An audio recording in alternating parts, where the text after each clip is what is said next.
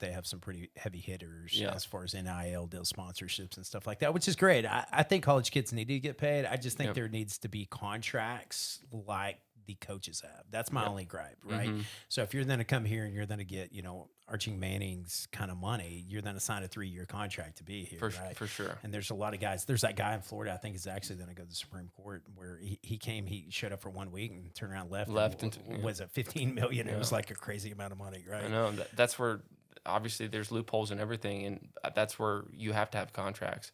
Yeah. I mean, because it's going to continue to happen. I talked to a couple tech guys this past year, and a lot of them said, no, I don't think I would ever leave. I don't think I would, and all of them left.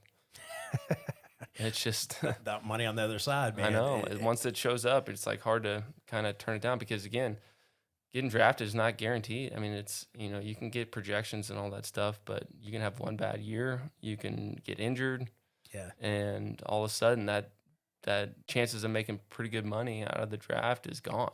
So they just want to get that security in that base, because it's something. And if you look at it, especially from like a football side, all that money that goes into the football. I mean, all that money now, it's like you have all the injuries. It's hard not to take that money.